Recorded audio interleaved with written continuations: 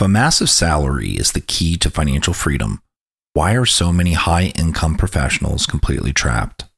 According to a 2024 report by PYMNTS Intelligence, 48% of consumers earning over $100,000 annually report living paycheck to paycheck.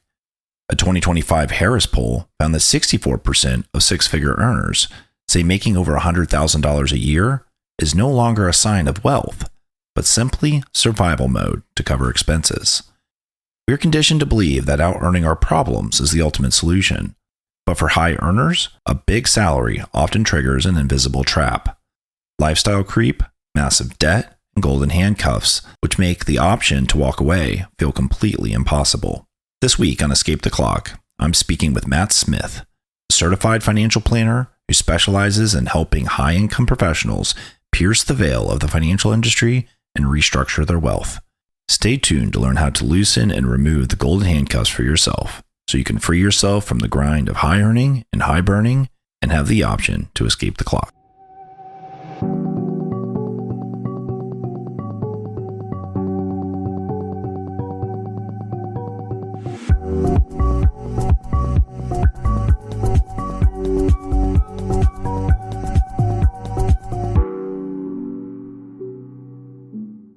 Welcome back to Escape the Clock, the show where we highlight strategies and approaches for achieving financial freedom and having the option not to work. I'm your host, Daniel C. Rogers. We're taught that the ultimate financial goal is simply to make more money. We believe that if we can cross the six-figure mark, all of our money anxiety will disappear. The data tells a completely different story. A 2025 Harris poll found that 64% of six-figure earners say making over $100,000 is no longer a sign of wealth, but simply survival mode to cover their basic costs. Even worse, nearly 40% of Americans earning $300,000 or more annually report living paycheck to paycheck due to elevated expenses and lifestyle creep. The problem is not the income. The problem is the invisible infrastructure of high achievement. When you work 80 hours a week, you start buying convenience just to survive the grind. You upgrade the car, the house, and the vacations to compensate for the time that you're losing. We call these the golden handcuffs. You earn a fortune, but you spend it all just to maintain the lifestyle required to keep earning it. To actually escape the clock, you have to break that cycle.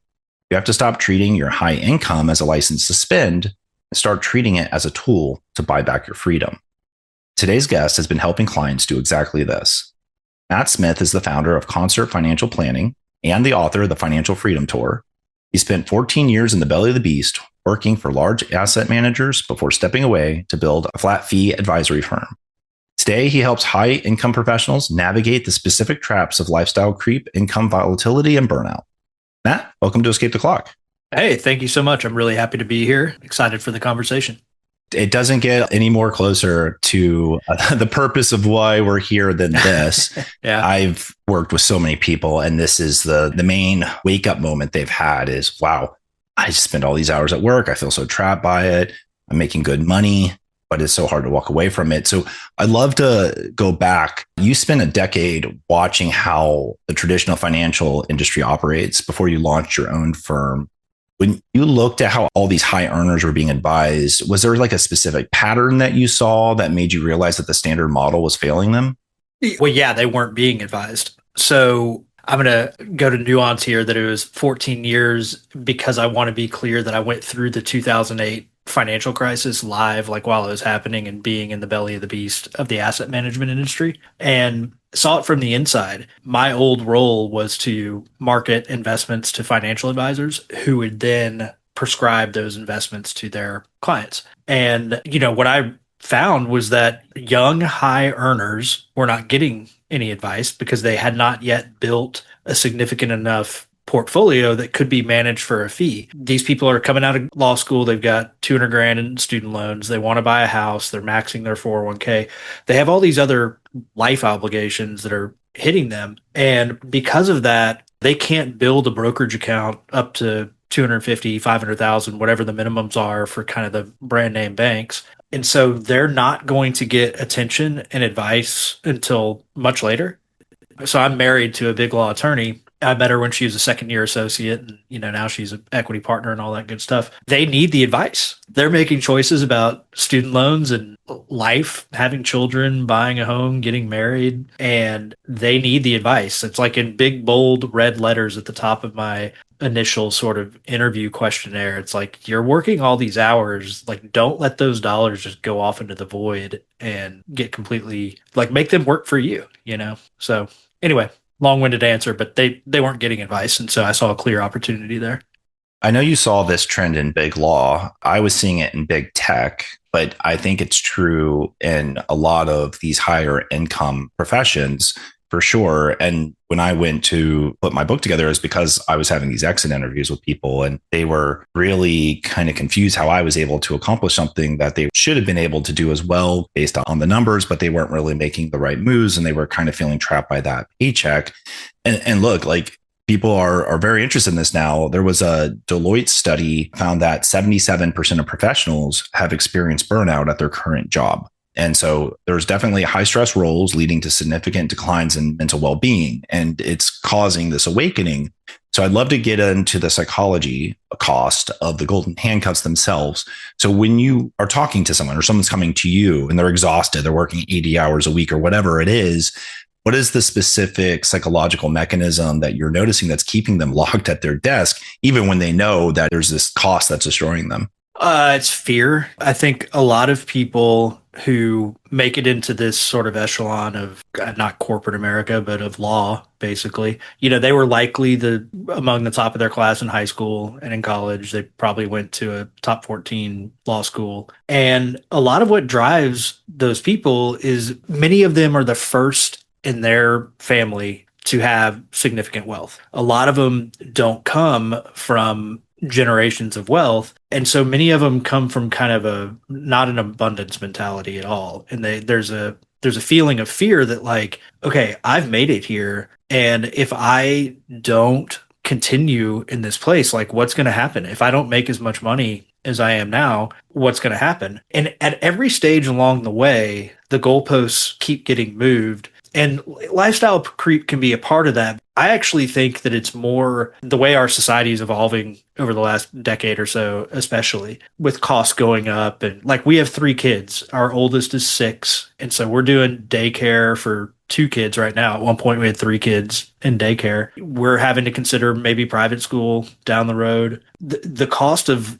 living and just doing what you want to be able to do for your family without necessarily like being ostentatious about it is pretty significant. And for someone who has grown up not really close to wealth, only hearing about it from far away, they've only heard that, like, lawyer, doctor, engineer, like, these are the high paying jobs. And if you don't have one of those, you're likely going to be insecure. You mentioned fear, and I'm curious how varied the fear is. Are you seeing fear of just not being able to maintain that current lifestyle that people get comfortable with, or that fear of loss of prestige or identity, fear of, you mentioned kind of scarcity mindset, maybe starting with not having much, maybe the fear of going back to that? Is it all over the place, or do you find that there's a commonality? No, it evolves. So when you come straight out of law school, they've got $200,000 to $300,000 in student loans. So their initial fear is just that they have tremendous debt. We go in to build the financial plan in the software, and it shows you, like, what is your net worth, and it's like, well, it's negative $250,000 or whatever it is. That doesn't feel good. And so you're like, look, if I don't make the money that I'm being paid here, like, I could be paying these loans for a very long time. And a lot of people will aggressively pay those loans down regardless of math.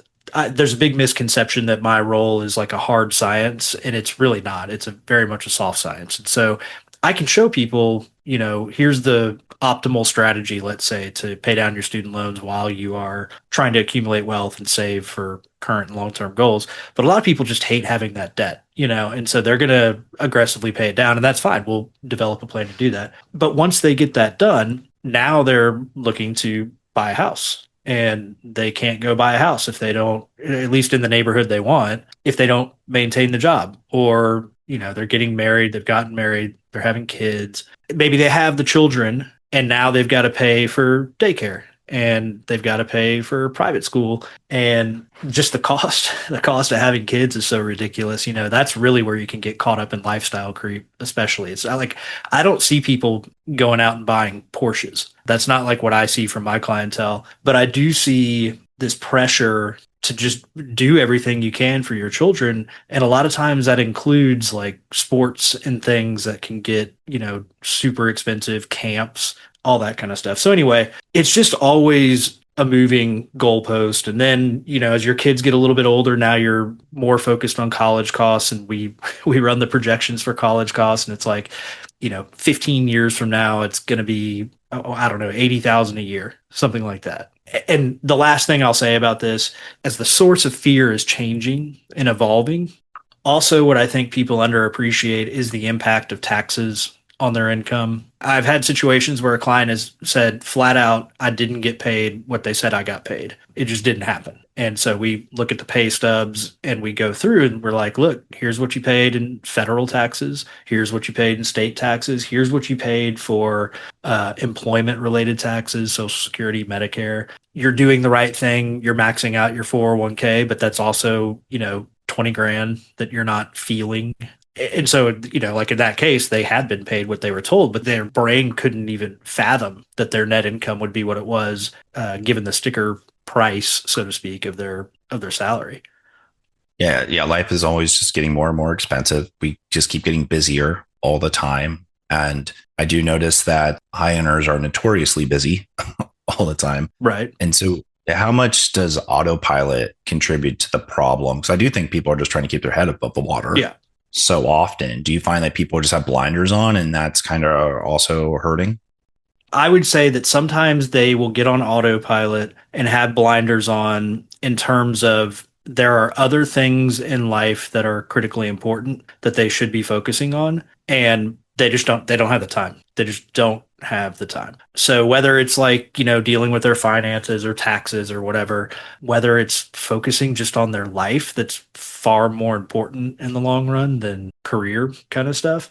We had our kids fundraiser over the weekend for the elementary school. And so I was talking to a lot of people there, and it was like an auction where things were going for ridiculous prices because it's donating to the school. And I was talking to a neighbor, a friend, somebody I know and am friends with, and they said, yeah, we got to pick up our estate planning. They have two young children. We got with an estate planning attorney. We started the process and then we just kind of let it go. And I just said, that's so common. Almost every client I have will get going on it and then it just gets lost. There's only so much that anyone can do to force it. And yet, if they were able to take the blinders off and pause and stop for a minute and understand what happens if they pass away with minor children and no formal estate plan, they would drop everything they're doing and they would fix that immediately. But you can't get to it when you're just so focused on churning and staying above water. Yeah, I think there's like habits that need to form, not just one or two moments where you try to fix a problem, because reactive nature of financial planning is not as effective as thinking. Like estate planning is about thinking to the future, right? And mitigating and protecting all the wealth that people are building. There was a bank rate study that said that nearly 50% of adults admit to engaging in emotional or stress related spending, often buying like luxury items and things to cope with the demands of their daily life. And I've noticed this in some of the people I've helped, which is we'll go in because there'll be a bit of a financial crisis going on and we'll get that solved. But then they kind of like, you said they just kind of go off back to their life again and they're busy. And the spending and stuff doesn't really change. And there's this concept known as numbing spending. Yeah. Which is you feel so stressed by your job that you just buy expensive things to feel something. And ironically, that just kind of reinforces you back into your job again. So I was kind of curious if, you've seen that type of thing. And if you have, how much of what you've been doing is just kind of getting people to open their eyes to this so that they can build those habits that they need to stay on track. I've seen it personally, so I'll tell you about me personally, but just to briefly answer the question, my clients are sort of self-selecting for being a little bit more conscious about their finances. So the people that find me online, they're usually realizing that they need help, they're searching for help, they are willing to spend the money to get the help. So I don't really often have as many folks that I'm working with that have real severe problems. Like I said, they're not going to buy the Porsches, most of them. But I can tell you in my old job, it was a high paying career. I worked a lot. I traveled constantly. I managed 10 states worth of territory by the time I left. And it was very, very stressful. I wound up like at one point I was so stressed I had a twitch in my eye. I mean, it was like ridiculous, you know, and I was laughing when you were talking about the spending to kind of numb it because which side is it over here? I played guitar my whole life and I think at my peak I had 17 stringed instruments, across guitars, basses, like whatever. I was just accumulating these things and I'd buy maybe one a year, two a year. And they're not like uber expensive, but I mean, they weren't cheap either. And I think I was largely doing that, like, as you said, is just sort of like a coping mechanism to say, hey, all the work I'm doing right now is worth it. Like I'm getting something out of this because sometimes putting away money, like maxing out the 401k and saving a bunch of money doesn't always feel like the reward that you want. Sure. And so, yeah, I've seen it. I did it personally myself. Now I've pared down dramatically. I don't have that many instruments or anything, but yeah, it happens. Yeah, I think we all have that spending vice, Right. whatever it is. Guitars are a pretty cool one, though, I have to say. Yeah, it was awesome. I mean, they were cool, but Yeah. they were totally unnecessary. Like I was gone all the time. It's not like I was playing them. Yeah. So what does the process look like when you're helping someone then? I imagine they're acknowledging they feel this, I don't know if captivity is the right word, but, they're feeling this tie to their job and their lifestyle. And they're coming to you, like you said, they're seeking you out. Yeah. They know they need some help and you're able to help them. And that's fantastic. But like, are they looking for financial independence? Are they looking to just lessen the stress in their life? And like, what do you do to help them achieve whatever that goal is? It's a mix and it depends a lot on what stage of their career they're in. So if it's like a young associate coming in, a lot of times like a second or third year associate, they're already starting to feel burned out and they're like, man, this is more than I really want to do. And so their instinct is to get rid of the student loans as soon as possible. And it's not necessarily financial freedom. It's just like career freedom, like the ability to get out from under the necessity to bring in, $300,000 plus every year. And so they're looking for a roadmap to achieve some short-term goals, pay down the loans, buy a house, like have a stable financial base, but they're looking to capture as much cash as they can as a associate and then get out of there. They're not interested in like going the partnership route or whatever. Maybe they want to go in house or do something completely different. And so in that case, it's a lot of like savings and accumulating cash, frankly, large liquidity funds and a lot of hand holding with the fact that like, look, this really isn't going to be feasible for you until like at least the later associate years and or a willingness to tone down the lifestyle. Like if you're not consistently making $300,000, $400,000, $500,000 plus, you're just not going to be able to live that lifestyle. There's not a world in which you're going to collect enough cash in 3 years as an associate to build that base. I have people much more advanced in their career, like in their 50s, and they realize they're like, look, I want out by 55 regardless. I don't care. I just need to catch up as much as I can between now and age 55 or whatever age it is. And whatever I have at that point, that's what I'm going to live with. And again, it's not like they're going to go retire necessarily, but they're going to get out of the big law grind. They're going to go do something that's just less demanding. And so in those cases, a lot of times people are better off than they feel like they are. Like you start reviewing, here's what you have. You may not realize that even you had that much and or how powerful that is if you can use it wisely. You can show people like, hey, this is going to get you pretty far. Particularly like if you're willing to step back to like a low six figures role, you're going to be okay. And, in the middle, it totally varies, but the process is really first, you got to meet them where they are. So a lot of times if somebody's seeking out financial help online, usually there's some sort of fire to put out. There's something that is going on. Like taxes, like this time of year is very common. People get so frustrated by the amount that they're going to pay in taxes. Oh, I've been there. And they're like, I got to do something about this, And so there's going to be some sort of fire to address initially.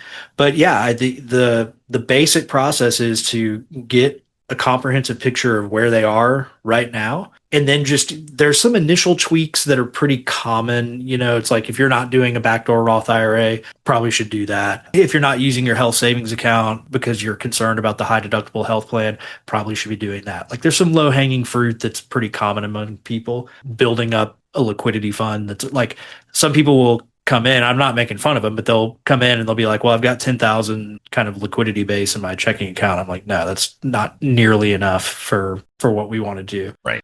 And you get them onto this moving train, because there's kind of a cadence or seasonality to big law life, enrolling in benefits every fall. 99% of the people I work with just do it in 30 seconds. They just go check off like whatever they think they're supposed to do, whatever sounds right. They're not like coordinating with a spouse, for example, to see like which medical plan should we be on.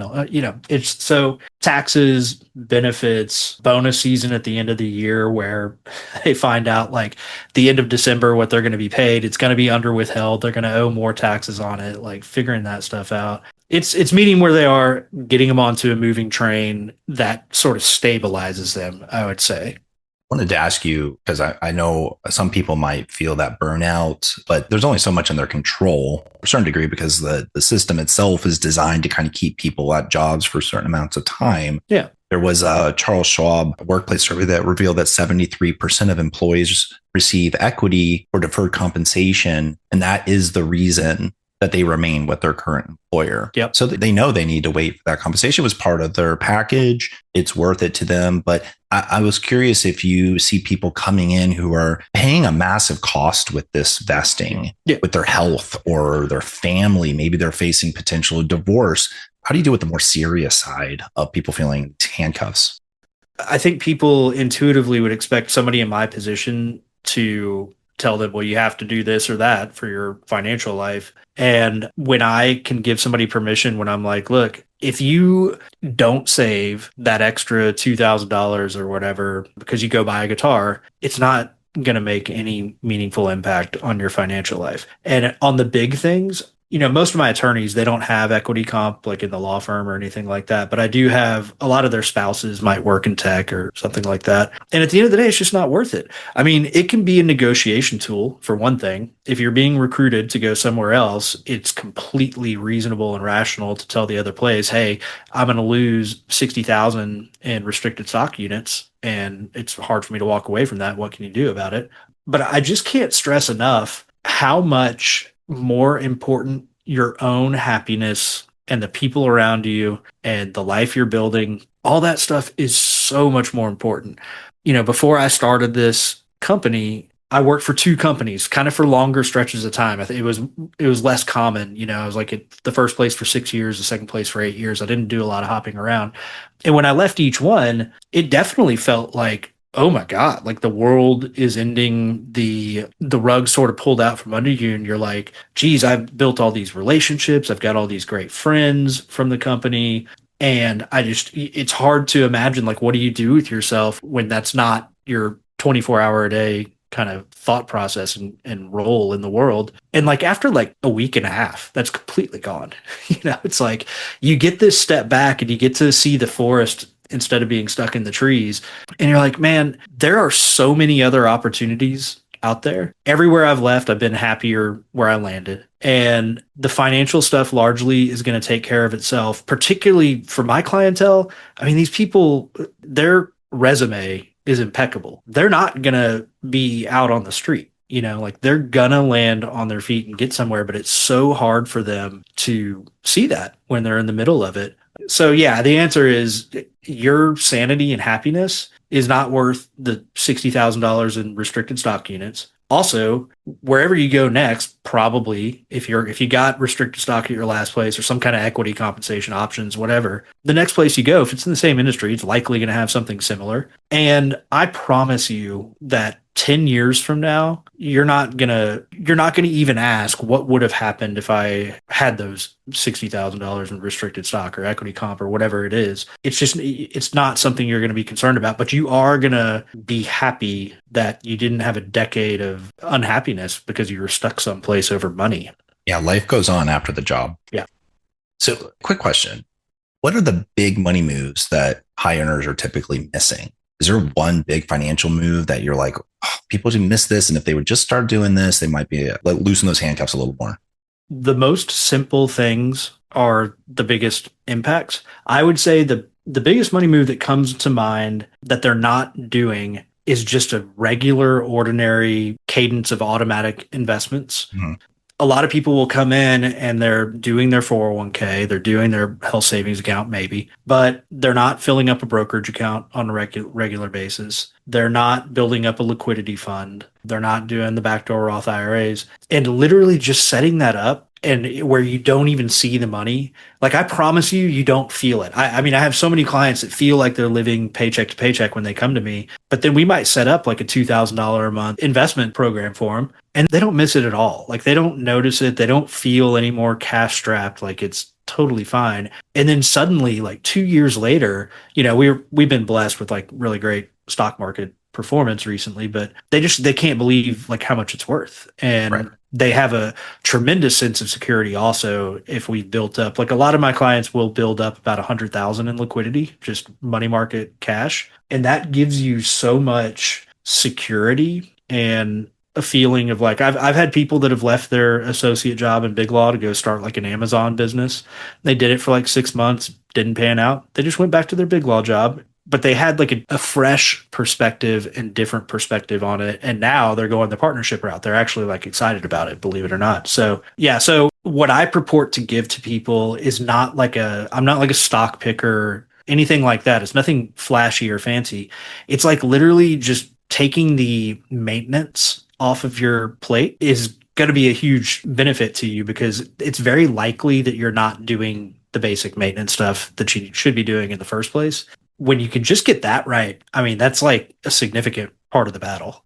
So many people that I work with in this category, all their investments are tied to whatever company they're working in because they're automatically being given units in that company and they'll invest and they'll do well with that, but they're oversaturated into one company. I was working with someone, it was a medical company, and they had a negative 6% return across their lifetime. I mean, if they had done anything, any basic index fund in the market, they would have been getting a minimum of 10% based on the previous performance. So it was a really large missed opportunity. And like you said, people adapt to the size of the cash coming in. We just naturally will adapt to that. And so all those deductions and stuff you mentioned at the top, yeah, it sucks when you find out that's happening, but whatever cash is left over is what we're either spending or using. And, we can free up more as necessary with some moves. Yeah. So I think that's really smart, the automatic part of it, because then it keeps happening and, can go back on autopilot and not worry that you're contributing to the problem. So I think that's a really great answer for big moves. For people who are trying to figure out like, hey, what should I do today? I guess they could do that. But are there other things they should be thinking about, especially if they're thinking, I just want to get to a point where I have enough money that I don't have to worry so much about my job anymore. If I got laid off, I'd be okay. What could give them that peace of mind? Build up a massive cash cushion, number one. Also, do whatever you need to do to get an accurate picture of your financial life in the first place. Maybe you don't want to hire somebody and pay them a bunch of money to do it for you. I would tell you your time is like far more valuable than you doing it yourself. But nonetheless, there's like online resources you can use if you're going to spend the time to go do it, to go figure out like what do you actually have left every month and where is your spending actually going, like these budgeting tools that are available in a lot of places. Figure that kind of stuff out. Figure out what your exposures are. If you're working at a place and you have life insurance, disability insurance, well, it's highly likely that your disability insurance is not enough. I don't sell insurance, so I have no economic interest in what I'm saying, but it's just the reality of the situation. If you have family, if you have kids, estate planning is part of your financial life. And it's not enough to like myopically focus just on the investment part. With my firm being called Concert Financial Planning, I have all these analogies related to music. I tell people the investment account is like the lead singer, where they're the ones that get all the interviews. They're the most volatile, usually. Like in my world, like rock and roll bands, like the lead singers are the ones causing all the problems, getting all the headlines, getting all the interviews. But I wouldn't want to go listen to them singing a cappella. Like the reason that they sound so awesome and can do what they do is because they have this amazing band around them. And I go deep with it, like I'll say your tax advisor is like the legendary lead guitar player. That is as important as your investments and your investment advisor. But getting sort of the basics taken care of, getting your resilience set up when it's like liquidity, insurance, estate, that kind of stuff. You need to have a full picture of that, because if you save $50,000 or something as a liquidity fund, that's great. But if you don't even know that at work your disability insurance isn't going to kick in for 6 months and you've got to float yourself for 6 months, or if you burn through that cash or, like whatever, there's just so many ways in which you could have great investment returns and have it all wiped out very quickly via some external event or whatever. And all those things happen. Like I'm 44, about to turn 45. It'll never happen to me. They happen way more frequently than you would ever believe, unfortunately. Yeah, so you got to get that band together. yeah. I love that. The band together. Yeah. Awesome. Well, for people who are listening to this and saying, well, yeah, I would love some help with this, how can they connect with you and what do you do? Yeah, go to concertplanning.com. It's the website. I have social media accounts. It's at concertfinplan, fin being short for financial. But yeah, the website is going to be probably the best starting resource for you. There's a YouTube channel that's got a lot of content on it, but it's fairly dry. But yeah, go to the website. On the homepage is the book and two much shorter kind of PDF guides. One guide is for associates. Another guide is for partners or people that are on the equity partner track. And those are great places to start. And then, just reach out through the website. Thank you, Matt. I appreciate you diving into the golden handcuff paradox that so many of us have dealt with. And I appreciate you being on the show. Thanks so much. This was really fun.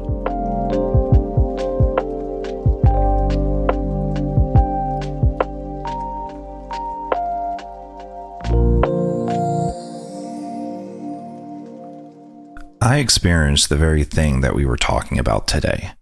I moved to Washington for a job that paid me $100,000 a year. It was a pretty big jump from what I was making in Ohio.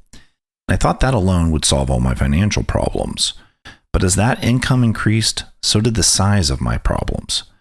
By the time I had doubled that salary, I'd bought a $90,000 sports car, taken expensive international vacations, and was continuing to buy the latest technology every year. It didn't feel reckless. It felt earned. Every purchase was a way of telling myself that the work was worth it. And like Matt, I also experienced massive stress and even a physiological response. He developed an eye twitch when his stress became the most severe. For me, it was a hip pain that no doctor understood, and that got so bad that I had a small limp at times. And yet, we kept going. Why? He kept buying guitars. Eventually said he ended up with 17 of them. I ended up leaning in and working more and more hours, thinking that if I could burn that backlog just a little bit deeper, then maybe I could finally breathe. Different behaviors, but same instinct. The more money you make, the more you feel like you've earned a reward.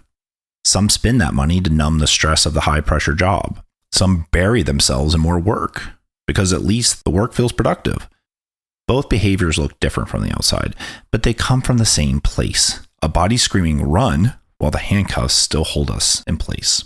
That spending inflates the lifestyle. The lifestyle inflates the obligations, and the obligations require more hours, and the cycle tightens.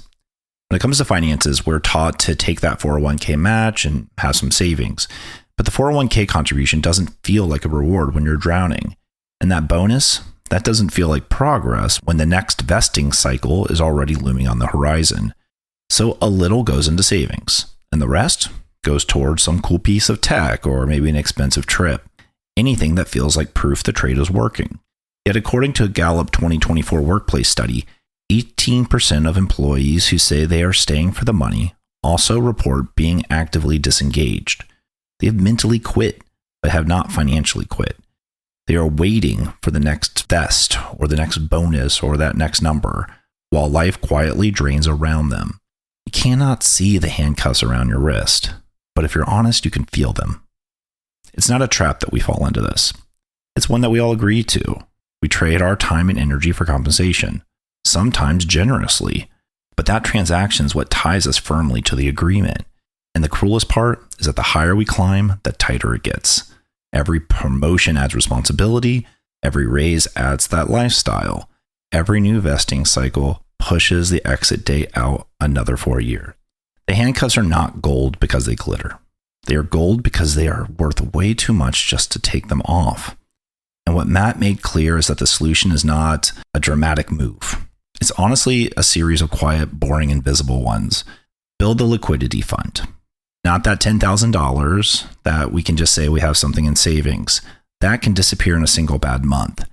$100,000 in cash is the number he suggested. But something that can really sustain you.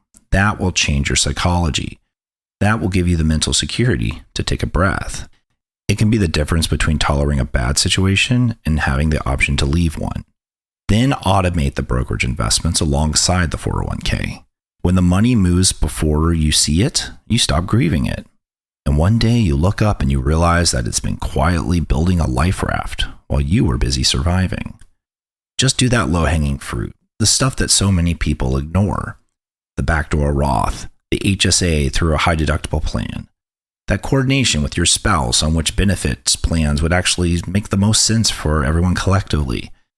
These are not exciting moves, but they compound into something powerful. Get the band together. That brokerage account, that's your badass yet often volatile lead singer. The tax plan and advisor that can riff a solo and steal the show when you need to. The estate plan that can hold down that baseline. And that high-yield savings account or money market drumming away so that you can set your own rhythm, when to spend more and when to slow down because you need to. Many people have just a 401k and a small amount of savings, if any.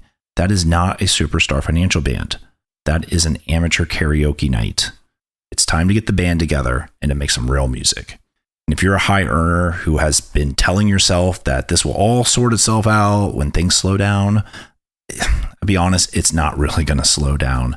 The job is designed to keep you there. The vesting schedule is designed to keep you there. Even the promotions are designed to keep you there.